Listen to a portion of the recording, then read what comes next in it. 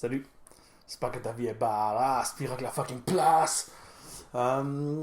Depuis un bon petit bout de temps, je suis dans une espèce de vibe euh, post-apocalyptique, vieux grindhouse, film des années 70. Euh, J'adore ça. Il y a quelque chose là-dedans que je trouve vraiment, vraiment le fun. Particulièrement le post-apo.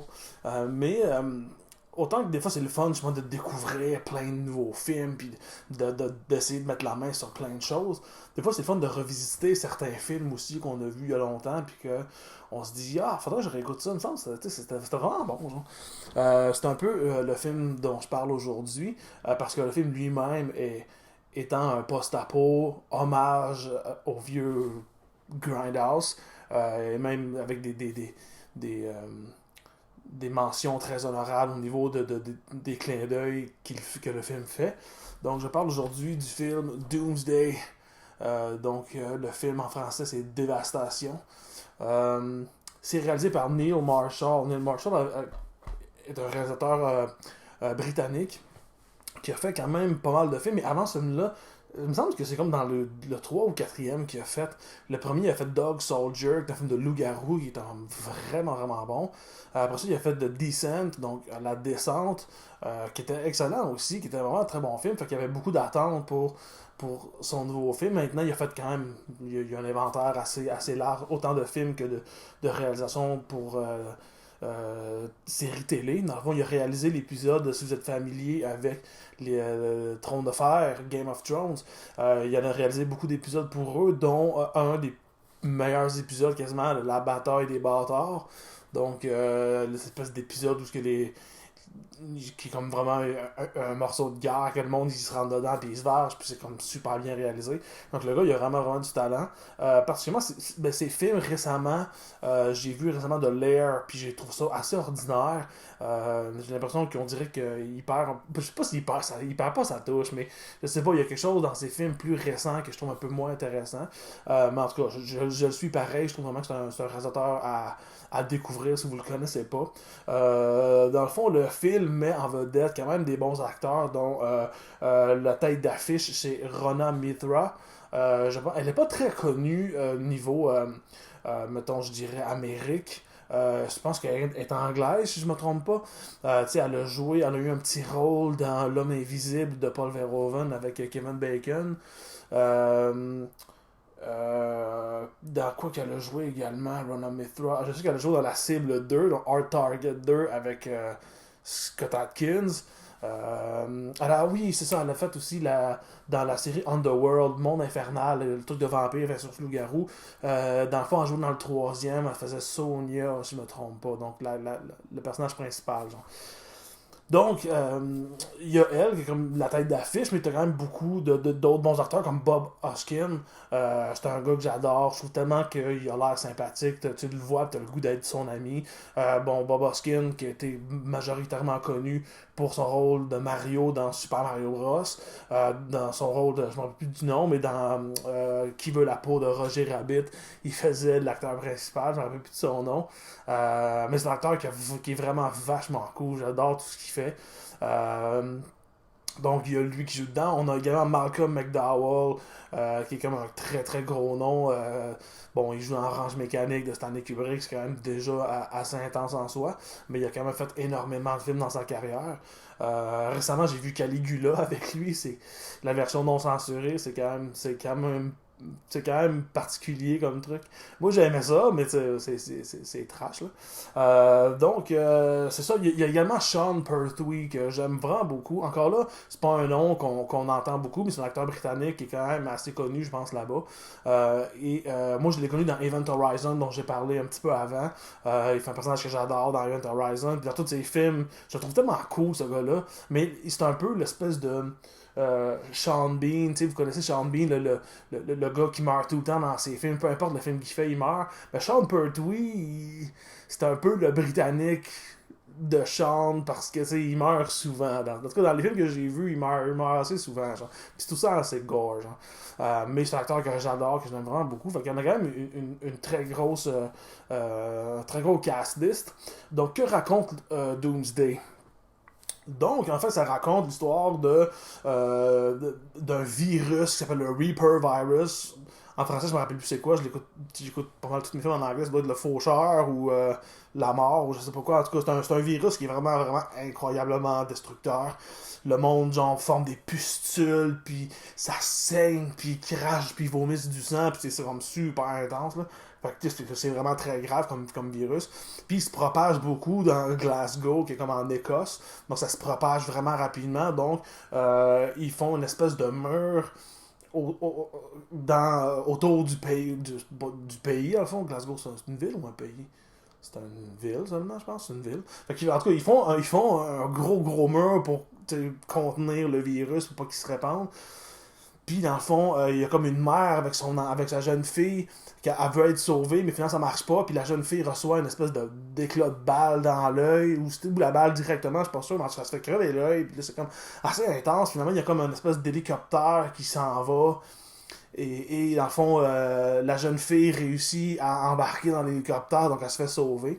Donc là, on tombe, je pense que c'est 20 ans plus tard, où la jeune fille qui s'appelait Aiden Sinclair est allée dans l'armée, donc est devenue Major Sinclair. C'est une fille genre vraiment super badass qui fait des missions ultra secrètes, puis tu sais, c'est comme elle est rendue haut placé. Puis dans le fond, le gouvernement britannique se rend compte que le Reaper virus est revenu.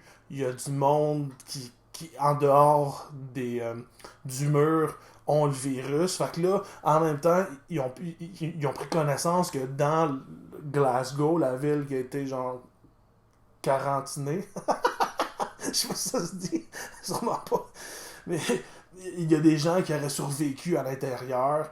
Fait que, dans le fond, ils décident d'envoyer Major Sinclair avec d'autres personnes dedans pour voir s'il y a une cure, parce que un des gars qui a été dans la ville, qui a été genre quarantiné, était un docteur qui travaillait sur un remède. Fait que les autres, ils se disent, il y a un remède, il a réussi à le trouver.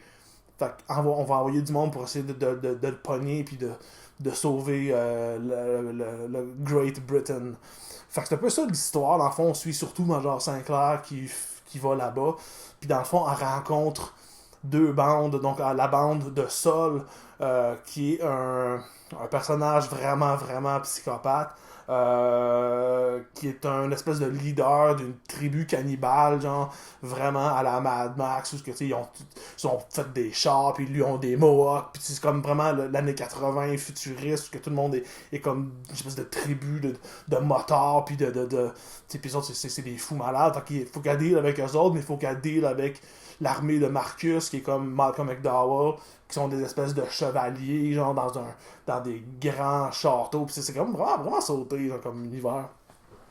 Donc le film est vraiment très bon au niveau action, au niveau des scènes de coolitude, je veux dire, ça brasse quand même pas mal. On a beaucoup de batailles, on a beaucoup de poursuites. Ben, je dirais pas qu'il y a beaucoup de poursuites de chars, mais il y en a une qui est comme vraiment, vraiment flagrante, puis qui est comme très, très cool. Le film, justement, il est entertaining, il est divertissant, il se passe pas mal de trucs. Les acteurs, pour ce qu'ils ont à faire, sont vraiment très convaincants. C'est sûr que on a beaucoup de personnages secondaires qui sont pas si importants, qu'on connaît pas vraiment le nom, puis qui vont comme mourir, mais c'est comme on sait tous que maintenant dans des films il y a beaucoup de personnages chers à canon, genre qui sont là pour se faire tuer, genre pis that's it, genre. Fait que tu sais, c'est comme c'est divertissant pour ce que c'est. C'est sûr qu'en termes de niveau originalité, c'est un peu je dirais un peu l'effet Tarantino, dans le sens où il y a comme Neil Marshall a pris plein de trucs de plein de films, puis ils sont comme mis ensemble pour faire ce film-là. Fait que je pense que c'est intéressant quand c'est bien fait, c'est pas toujours maîtrisé. Dans ce film-là, selon moi, ça marche.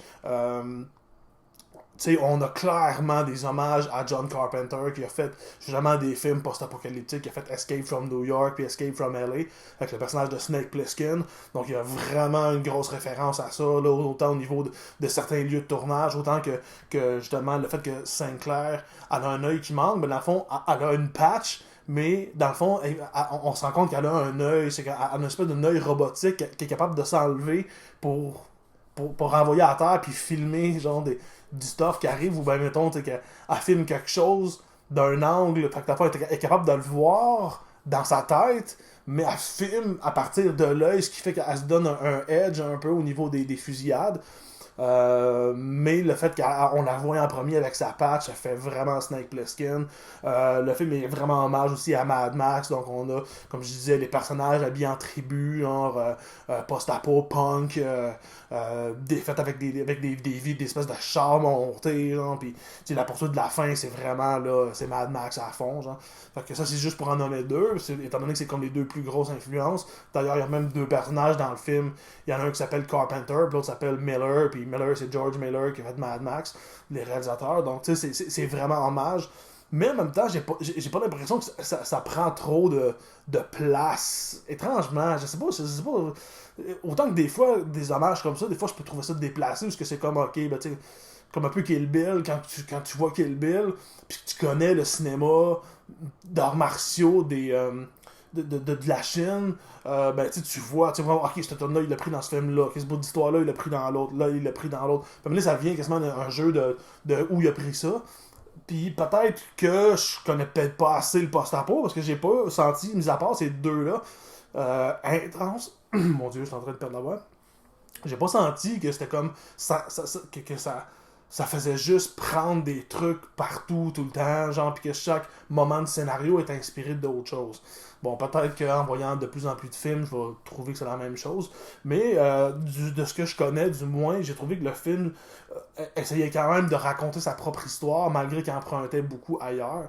Ouais, c'est un film que j'ai vraiment trouvé cool. Le gore est vraiment très bien fait. J'ai trouvé ça vraiment chouette. Il y a deux trucs qui m'ont... Ben, en tout cas, pour l'instant, il y a deux trucs que j'ai trouvé un petit peu moyens. On a le personnage de Viper ici, genre. Elle est fucking cool, ok? Elle est vraiment fucking cool. Quand tu vois la bande-annonce du film, elle est vraiment mise de l'avant. Quand tu vois genre les pochettes ou les images qui ont sorti de Doomsday lorsqu'il faisait la publicité, si je peux m'exprimer mal ainsi, quand il faisait qui essayait de vendre le film, elle était tout le temps mise de l'avant. Puis tu sais, elle meurt genre, vraiment rapidement dans le film, puis on la voit pas beaucoup. Puis j'ai trouvé ça dommage parce que c'est comme un personnage qui a vraiment de la gueule.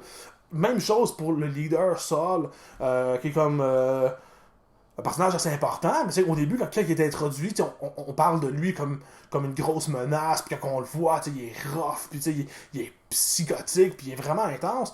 Puis à partir à peu près du milieu du film, lorsqu'il commence à perdre un peu, dans le fond, ben là, il devient l'espèce de fou furieux qui devient quasiment un comic relief, qui devient quasiment une joke, tellement qu'il est tout le temps en train de perdre, puis de crier, puis maintenant ça vient, je fais ah, tu sais, c'est dommage, le personnage est comme vraiment badass, puis tu sais, il devient un peu une joke au courant du film, ce que j'avais trouvé un petit peu dommage. Mais au niveau de l'ambiance, je trouve ça vraiment réussi, autant dans la ville avec les espèces de cannibales fous, autant quand ils se font prendre par les chevaliers, genre, puis qu'ils se font emmener un genre de château médiéval, puis comme, tu sais, pour quelqu'un, ça peut paraître vraiment fucké, genre, d'avoir ces deux mondes complètement différents là-dedans, mais en même temps, tu te dis, ok, ben, tu sais, c'est quand même en Écosse que ça se passe, fait que, tu sais, il y a des châteaux là-dedans, puis, tu sais, qui fassent des différents trucs, tu te dis, c'est intéressant, je trouve que ça coule bien ensemble, ça fonctionne, selon moi, genre.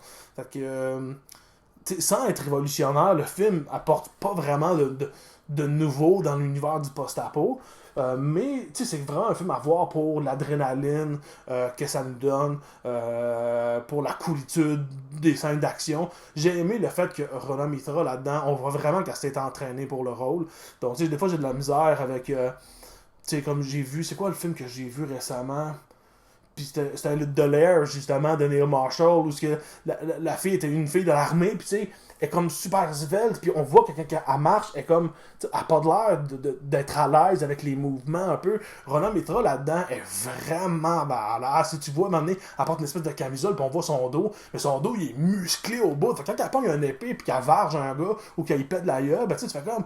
Ok, j'achète le truc parce que tu vois que la fille est comme crissement entraînée, qu'elle voit qu'elle elle a pas juste le look de quelqu'un qui tient un gun, mais elle a, tu sais, ben ouais, comment je peux dire ça? Pas qu'elle a, mais je veux dire, elle a pas juste un gun puis à faire semblant qu'elle est entraînée puis qu'elle joue la comédie. On voit que la personne, le personnage de Sinclair, il est définitivement, on voit qu'elle a passé des années à s'entraîner, puis ça apparaît quand elle se bat. Maintenant, elle se bat contre un espèce de chevalier, puis tu sais, lui, il est en armure, fait qu'il il donne des gros coups, mais elle est quand même assez rapide pour passer, genre, puis donner des punches, donner des affaires, puis à un moment donné, elle pogne des grosses armes, puis elle varge, puis tu fais comme, ouais, tu sais, c'est comme j'achète au bout, tu vois qu'elle est comme intense badass. Puis c'est un peu ça, je dirais, les gros points du film. Moi, c'est un film que je conseille beaucoup. J'espère qu'il va y avoir d'autres films post-apo qui sortent.